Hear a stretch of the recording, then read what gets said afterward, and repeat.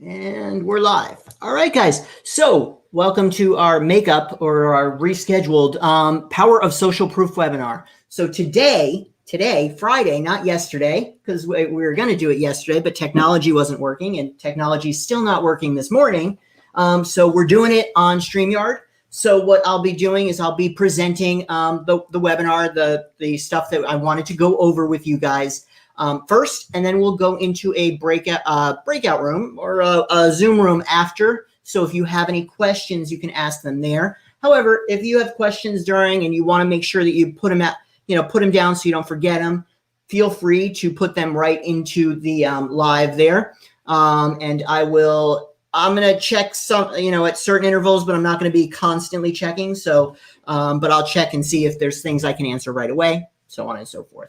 So, hey, Susan. Hey, Rich. How are you guys? So I am going to jump right into it because there's a lot of content and because I don't want to really run straight into my 4:15 presentation because that would be annoying. So I'm going to get started and let me share my screen. Let's see. Add to stream. Fantastic. So we are talking about the power of social proof. But first, I want to introduce you. Some of you may not know me, especially since this is actually broadcasting on the Success on Social page, on the JRH Graphics page, and a couple other places. So I'm Jonathan Howard. I am the owner of JRH Graphics and Success on Social. I have a passion for helping businesses tell their winning story. It's really what I base my business on is telling your story. And I also made teaching a cornerstone of my business because I believe that there's a lot of things that are happening in social media that people don't necessarily know and could benefit from knowing.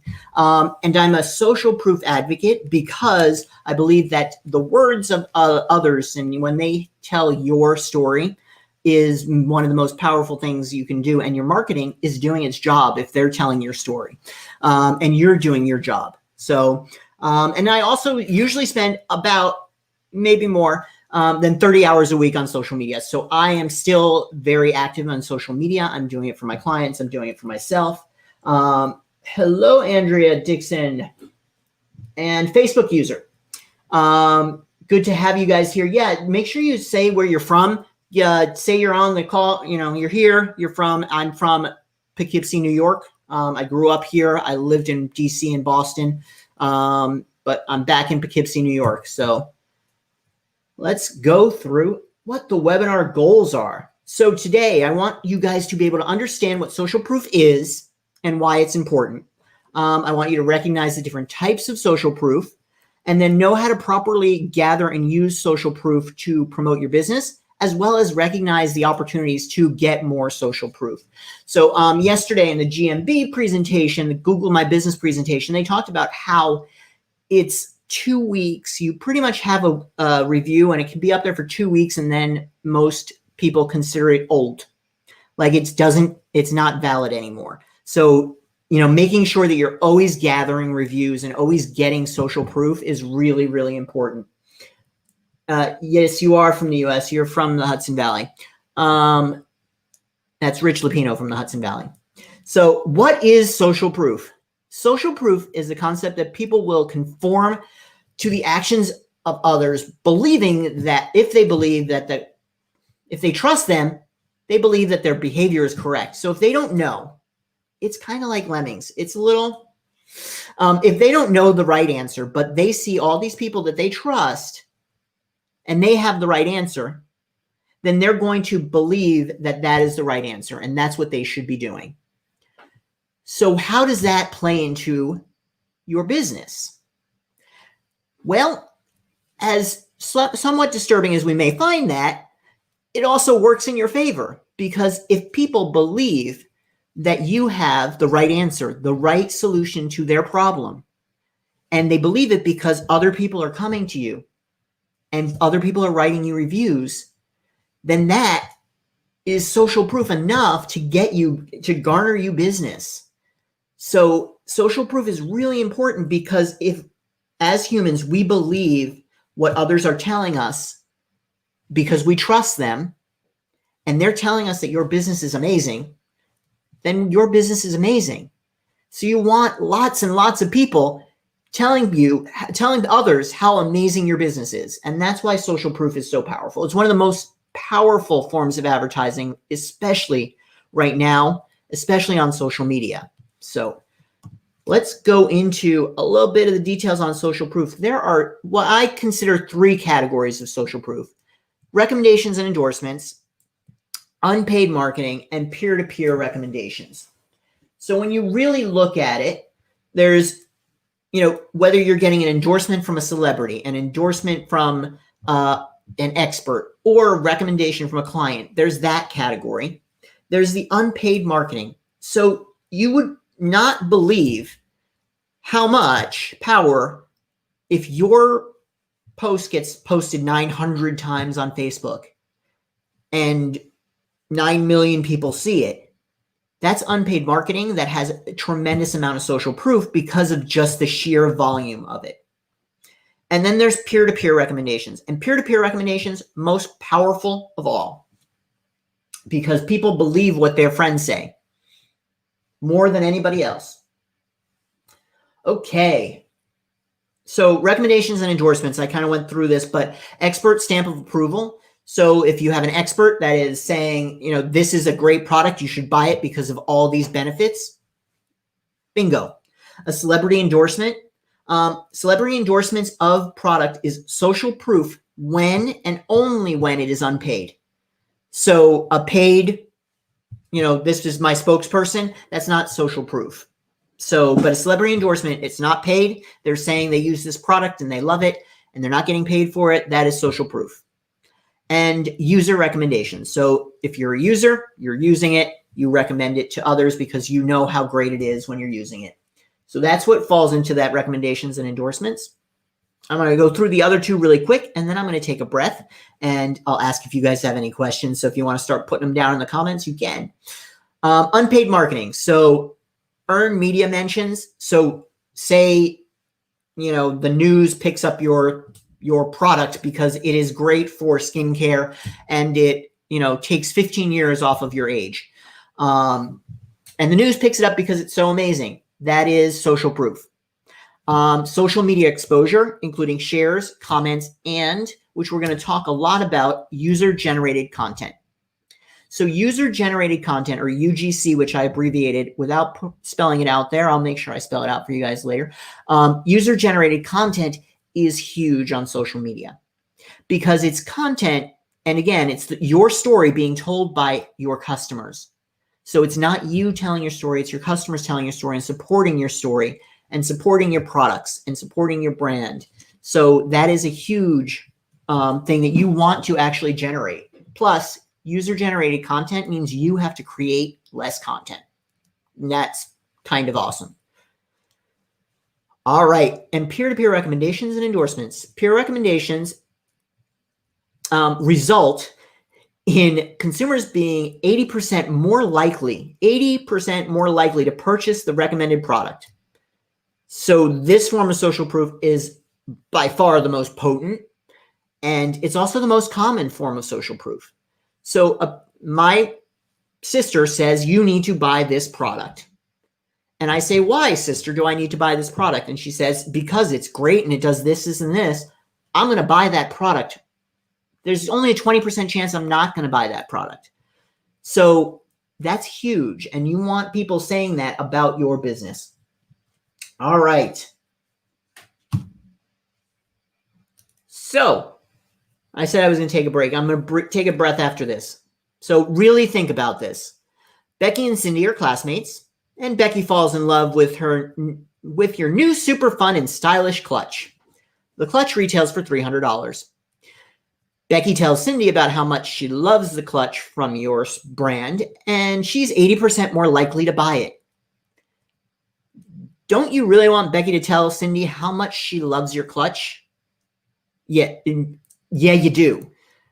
So how can you facilitate those conversations in your business? And this is really, I want you to really think about this. This is not something that you can answer right now, but really think about how you can facilitate conversations like this in your business, in your marketing, on your social media. What can you do to include kind of the all the seedlings for this to happen, because you want somebody to be 80% more likely to buy a $300 clutch. It's important for your business, especially if you sell $300 clutches and that's it. So really think about how that plays into your business and how you can really make these conversations easier. You know, a lot of times in my past life, if you have a retail store, which is going to be tough right now, in my past life, we would do friend and family shopping days, which would allow friends and family to come as a group and say, oh my God, I bought that the other day. I love it. It's this comfortable. Just that facilitating that conversation is really important for your business to be successful, especially with social proof. All right. So now I got a bunch of you guys watching. So if you have any questions, shoot now, or I'll keep going on, but I'm going to take a deep breath and drink a little bit.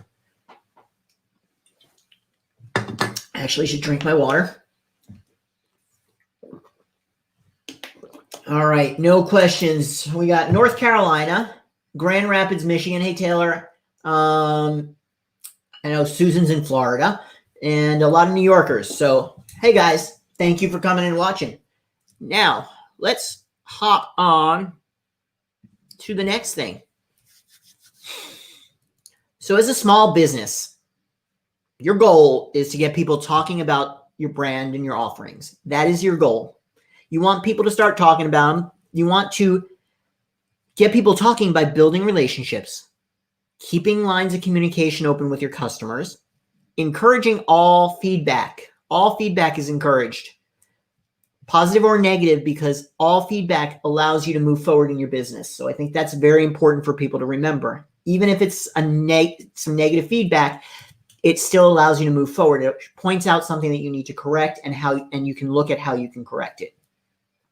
And you want to continue to get them talking by sharing positive feedback and brand mentions. So one of the things that people do sometimes is they get all these great people writing reviews about them, but then they don't share it. So then their audience doesn't see it necessarily unless they're new people coming into shop. So, yes, no, but I agree. People trust what they read or hear about your business. Yes, they do agree. Yes. Thank you, Rich. Throwing me off. So yeah, you want people to be talking. You want people to be sharing the message, and you need to share that message as well. So if you get a review that says you're great, you should make sure that you share that review because you want your audience to see that you're great. But also, you want your audience to know that if they write a review, they might get recognized by you and they might get it shared, which will obviously link back to them because you're going to do it correctly on social media. You're going to tag them and they're going to get some exposure from your brand. So that's also a hidden gem, but it's something that's important to a lot of people. So they're tagging you because they want to get some visibility, and we all got to play the game. All right. What's next? Social proof in small businesses. So I wanted to go over some best practices for you guys. Really, and this first part is about getting reviews. So best practices for small businesses. Encourage all customers to write reviews and provide feedback. Positive, negative, you encourage all customers to write a review. Now, ideally, you want the customer to leave on a positive note. You want everything in that transaction to be really tied up in a nice little bow.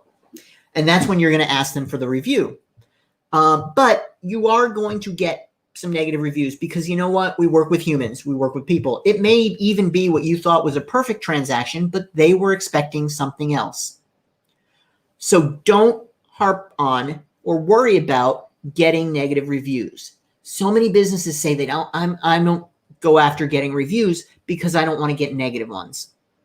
And you know what? If the only thing you have is 5-star reviews in your reviews and it's not an even distribution in some way, people start to get suspicious.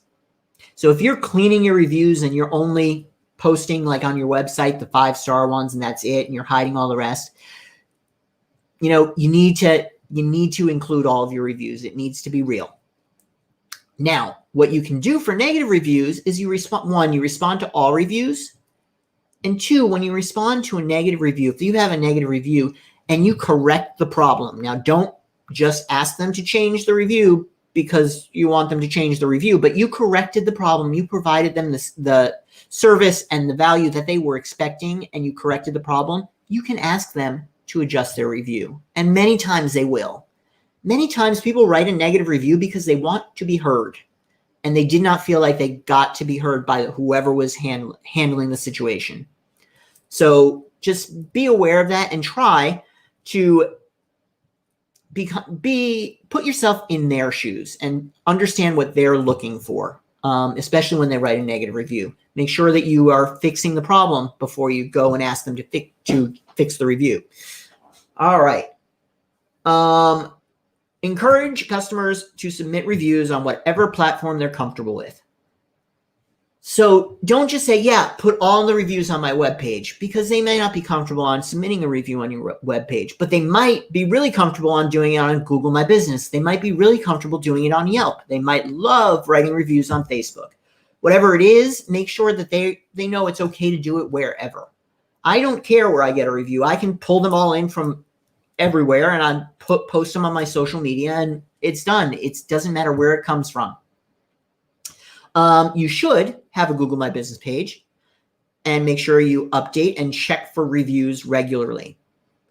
Make sure that you respond to all reviews, positive or negative. Thank them for a positive review. Say, thank you very much. I really appreciate this review. This was great. Blah, blah, blah. It's a pleasure working with you. Or if it's negative, correct the problem and write back.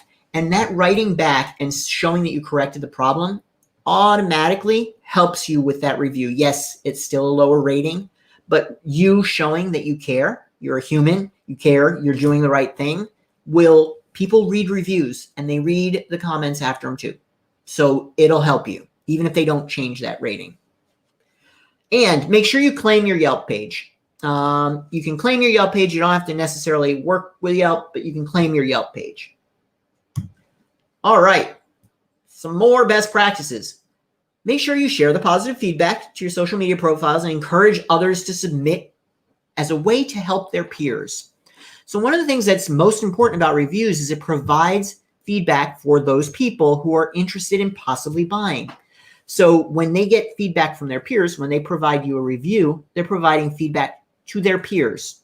So when you frame it like that, people are more likely to write a review because it's not for the business, it's for the people, their peers. So respond to every review, good or bad, within 24 to 48 hours. I lean much closer to the 24-hour mark. And fix issues with negative reviews. I've said it a million times. And like I said, many customers just want to be heard. All right. Common missteps. We all do this. So not making it easy for customers to provide feedback. I'm going to knock over that camera.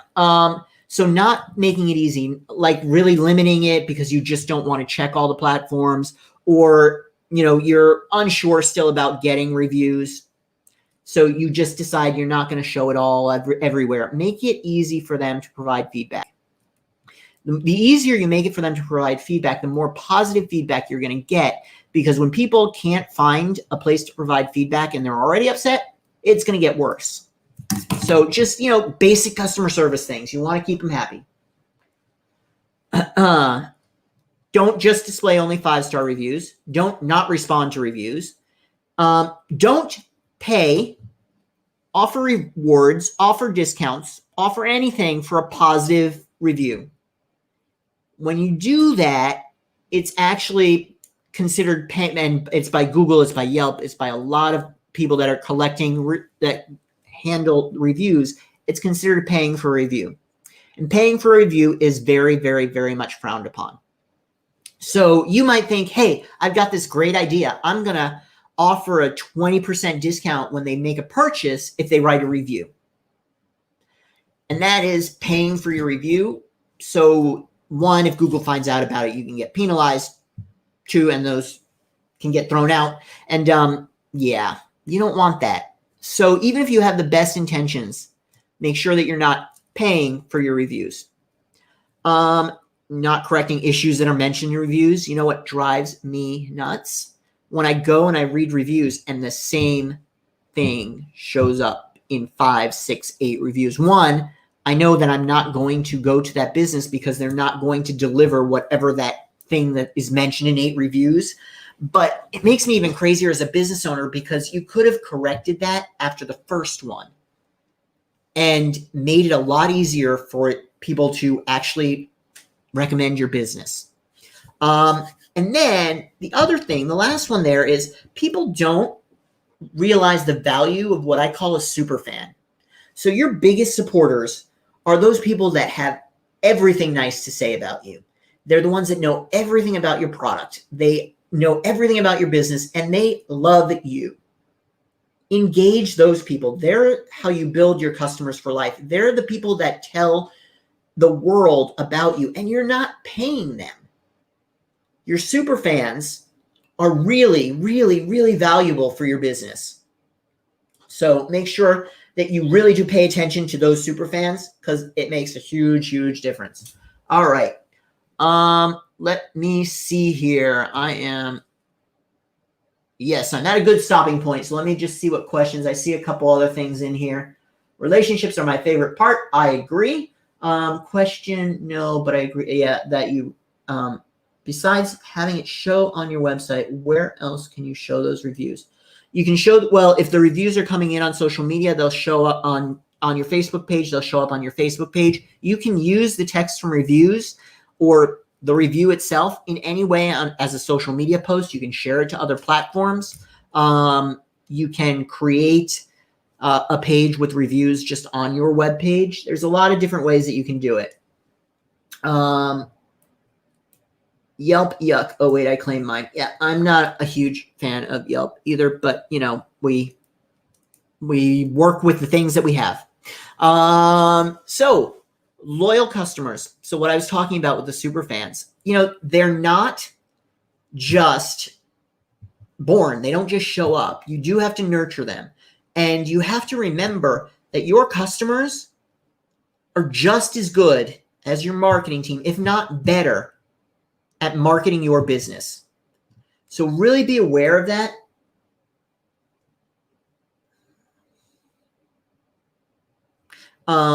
Really be aware of that, you know, that middle section there, that your customers are just as good, if not better, than your marketing team, because your customers are your ideal customer avatar. They're promoting your product. They're marketing your product the exact way that your ideal customer avatar would do it, because they're your ideal customer avatar. So if they're doing something that's a little bit different than what you would be doing, maybe, just maybe, you should listen to them. Just a word of advice. So yeah, I know Yelp doesn't want you to ask for reviews. That's just silly.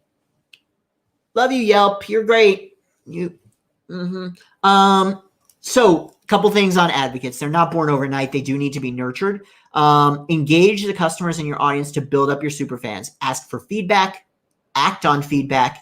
Streamline your operations. If there are things that are getting in the way and there's always that stopping block or that stumbling stone, get rid of it. Get rid of it. You make the customer experience easy. Get rid of the and I would get in arguments with my old regional manager about this all the time. Get rid of the stumbling block and it won't hurt your business. It'll help your business.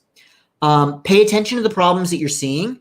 Personalize your communication with everybody. It should be personal. Get to know them. Again, eliminate the pain points.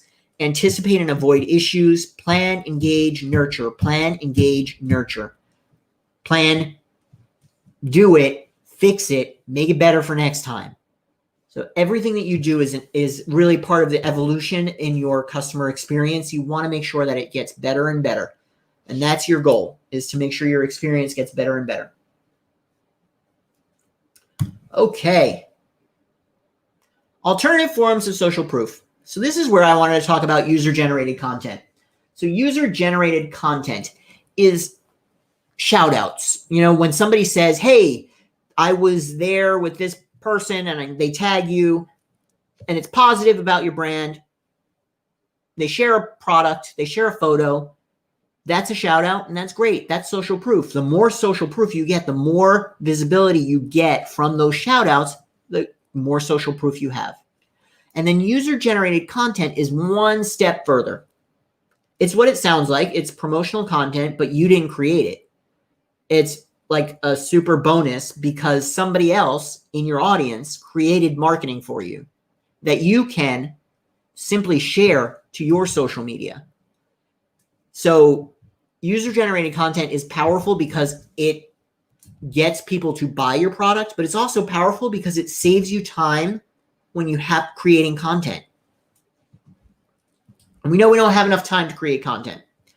So consumers are 2.4 times more likely to view user-generated content as authentic compared to content that's created by brands, obviously, because we're not paying those users to create that content. 90% of consumers say that user-generated content influences their purchasing decision. So if they see user-generated content, 90% of them say it impacts their decision. User-generated content is marketing in its purest form. It's credible. It's authentic. We believe it because it comes from people like us. And it is, when it's displayed, this one blew my mind. On a product page, it increases conversions by 64%. 64%. Whew, that's a big number. So whenever you can, include it on the product page. So some best practices for user-generated content. Always thank the customer for any social media posts, shout outs, anything. Thank the customer for thinking of you. Thank the customer for tagging you. Show appreciation for it. Make sure if you're going to share it, you get the permission to share. Don't just share it because that gets you into copyright issues. And certainly don't use it for a paid marketing campaign because then that opens a whole other can of worms. So make sure that you get permission to share it and you're very specific about how you're going to share it. Tell followers the type of content you want. So this is one of those things that people don't do. If you are a clothing store and you want to see people wearing your jeans to do everyday things, then tell them that's the type of user-generated content you want. You want it for a specific campaign. You want it for a specific reason. If you tell them that's what you want, you're more likely going to get more user-generated content. The same thing, you can create hashtags for your brand that look towards getting that different types of user-generated content. Give them specific and you'll get something. And then use your story to acknowledge your story, as in your social media story, the one that in Instagram, and not your telling your story. Use your stories to acknowledge shout outs and user-generated content. If you're not going to use it, acknowledge it at least in your stories. All right. So we got Becky and Cindy again.